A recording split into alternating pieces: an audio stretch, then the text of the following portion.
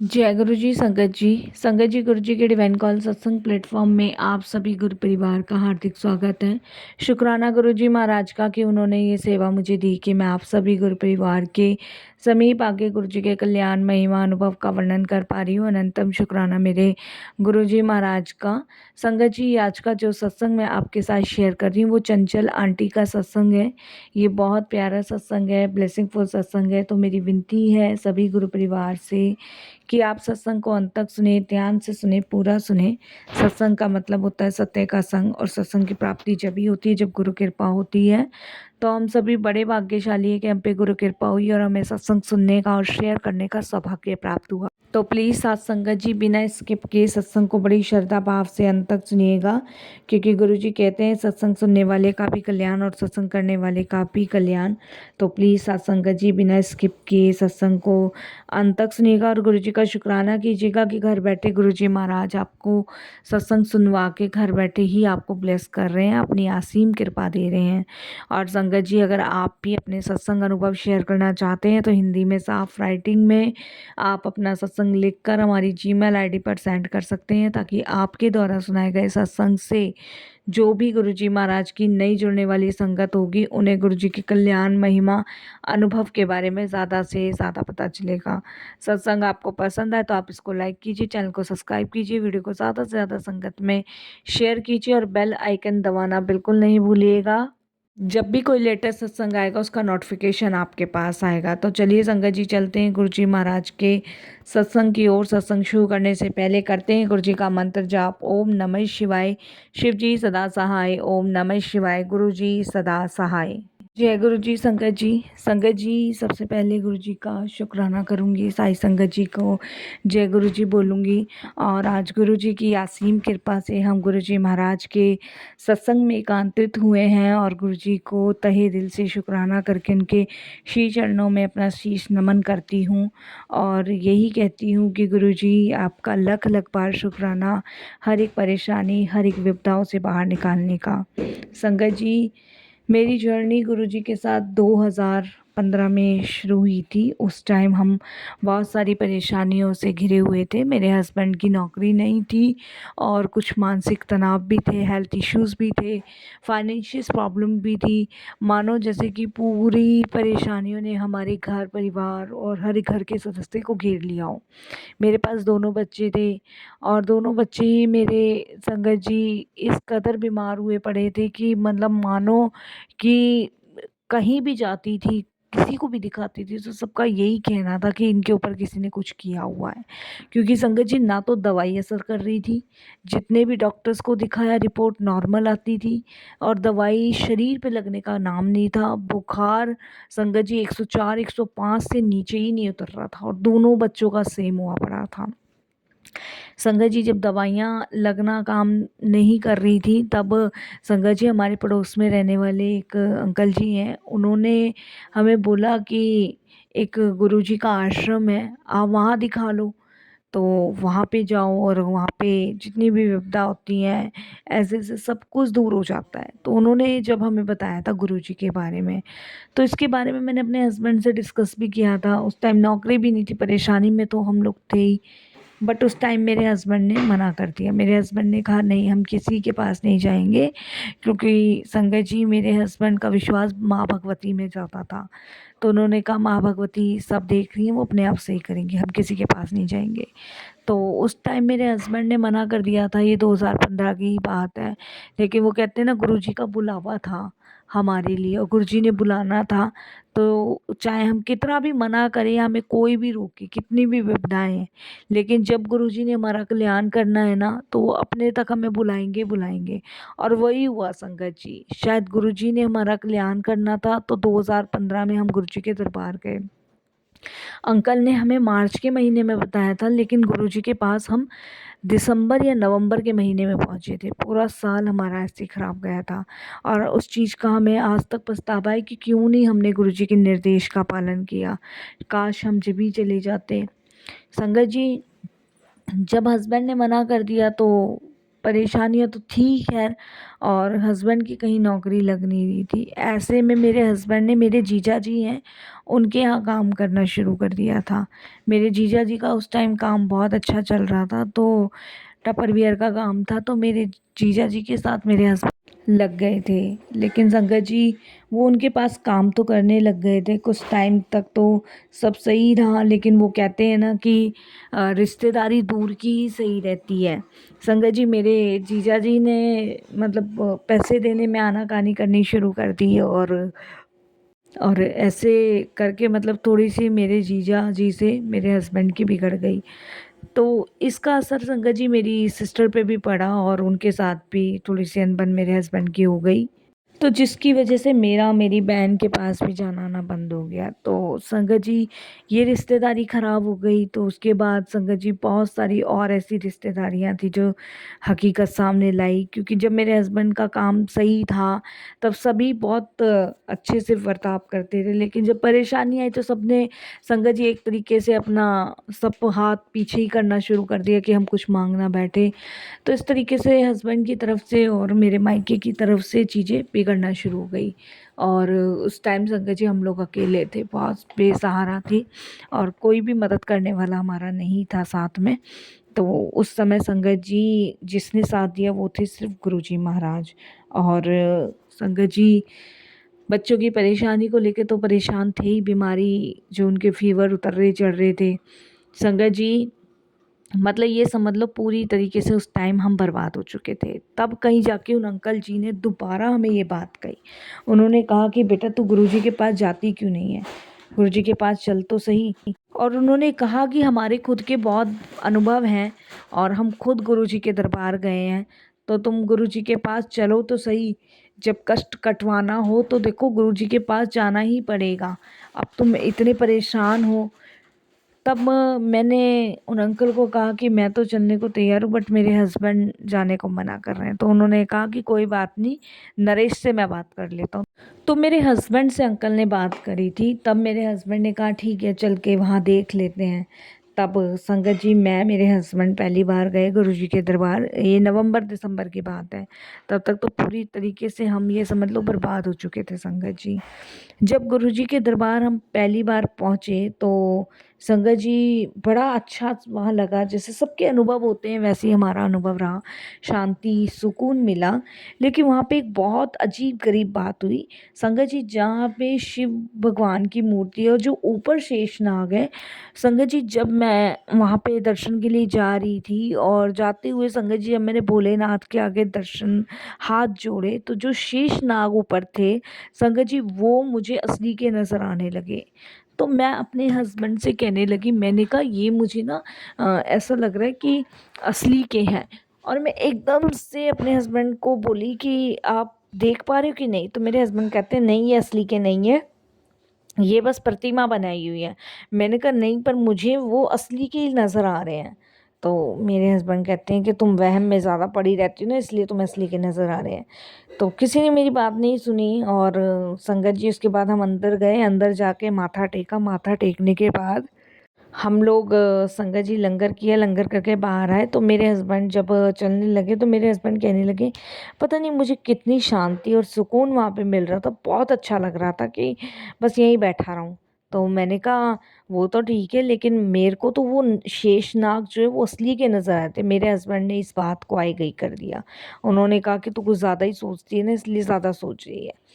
तो संगत जी, उससे पहले मैं कुछ पंडितों के पास गई हुई थी, तो कुछ पंडितों ने मुझे कुछ सांपों के बारे में बताया था, और उनके उपाय भी बताए थे, वो भी किए थे, बट कुछ हुआ नहीं था, और परेशानी ऐसी की ऐसी थी।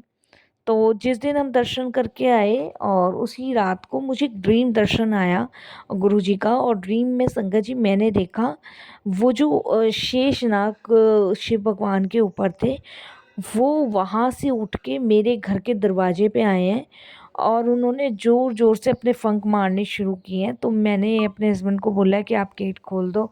तो मेरे हस्बैंड कहते हैं कि तुम जाके गेट खोलो, और मैं जो है अभी आता हूँ तुम्हारे पीछे पीछे, ऐसे करके मेरे हस्बैंड बोलते हैं। तो मैंने कहा ठीक है संगत जी। जैसे ही मैं गेट खोलने जाती तो सारे के सारे शेषनाग जो हैं वो मेरे घर के अंदर आ जाते हैं। और मेरे घर के अंदर आने के बाद संगत जी जो मेरा किचन के साइड का एरिया है ना उसको खोदना शुरू कर देते हैं। और संगत जी वो खोदते हैं जब वो खोदते हैं तो संगत जी उसमें एक नाग और नागिन का जोड़ा मिलता है जो कि संगत जी मरा हुआ था।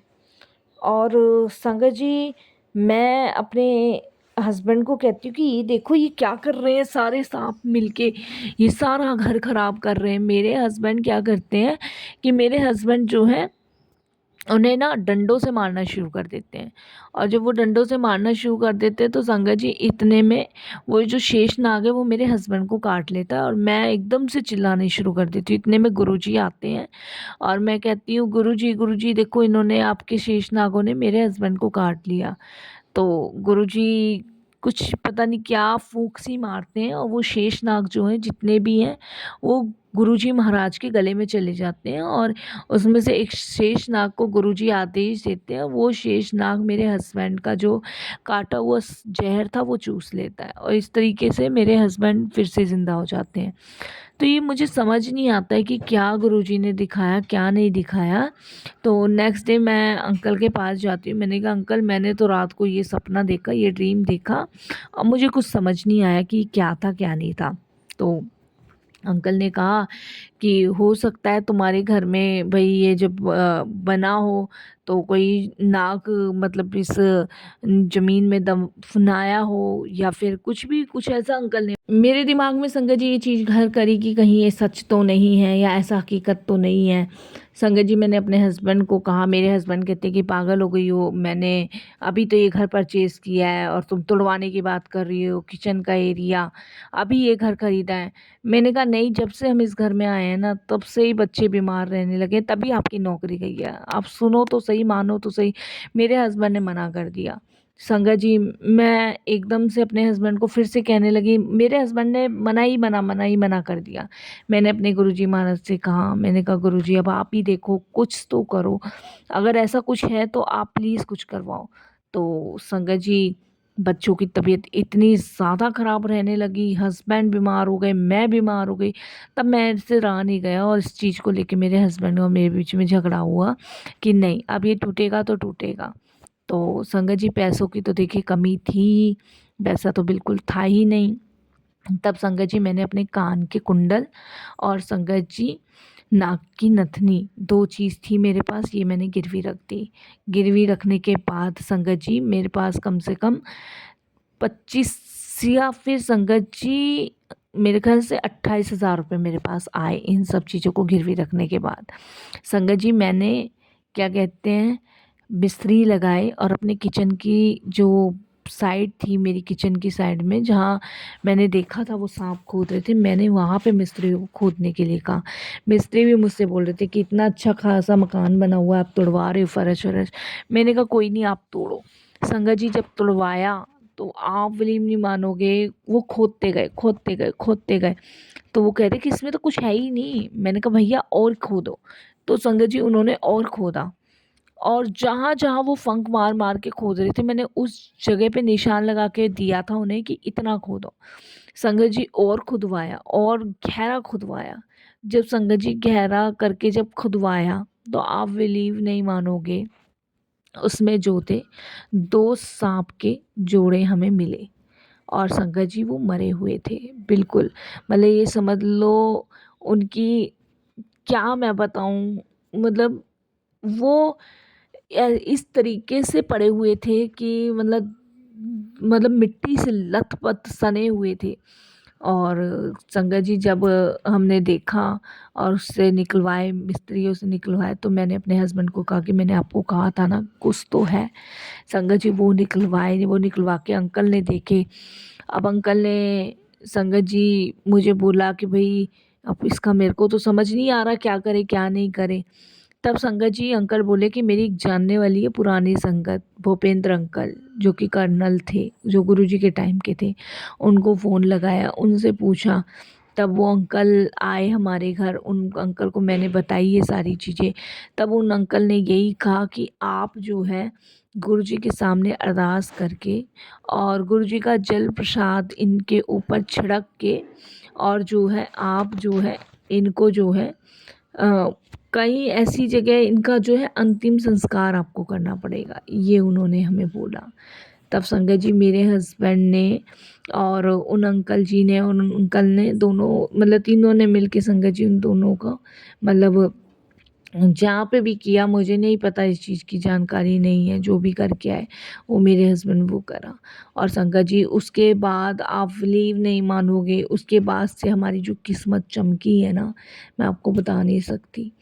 संगत जी उसको करने के बाद मेरे हस्बैंड की नौकरी लगी, मेरे बच्चों की तबीयत में सुधार आने लगा, वापस से संगत जी हमारी जो स्थिति थी, पोजीशंस थी वो आने लगी।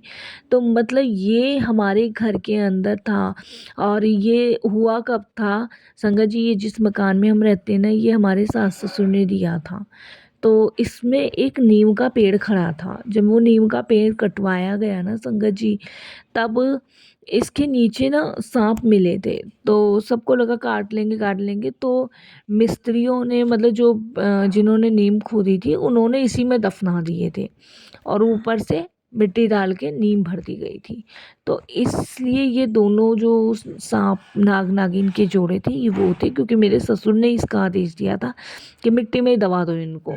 तो ये जब की थी और जब से हम इस घर में आए थे ना, तब से ही संगत जी हम परेशान थे।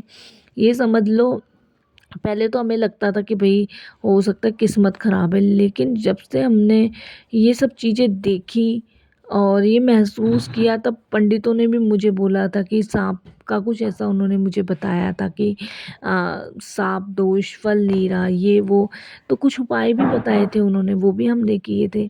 बट गुरुजी ने जो धुंधली-धुंधली पिक्चर थी ना, वो क्लियर कर दी थी हमारी और एकदम से गुरुजी ने वो धुंधली पिक्चर हटा के साफ चीज़ें दिखा दी थी कि मतलब ये सारी चीज़ें मेरी लाइफ में इस वजह से हो रही है। तो बच्चे भी ठीक हुए, गुरुजी की कृपा से हस्बैंड भी ठीक हुए और नौकरी भी लग गई। अब संगत जी सब बढ़िया है।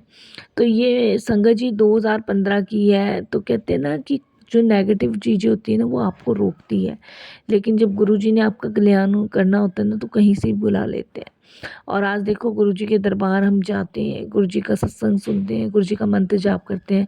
2015 से हम लोग जुड़े हुए हैं और आज मैं उन अंकल का भी शुक्राना करती हूँ जिन्होंने पूरे हक के साथ संगत जी मुझे कहा कि गुरुजी के दरबार जाओ, और शायद संगत जी ना जाते तो आज पता नहीं क्या होता, मुझे भी नहीं पता, क्योंकि इतने दुखी और परेशान थे हम। तो कितनी बार संगत जी घर बदलने की भी सोच चुके थे, लेकिन बदल ही नहीं पाते थे क्योंकि आर्थिक तंगी इतनी थी, परेशानी थी, फाइनेंशियल प्रॉब्लम ठीक नहीं थी हमारी।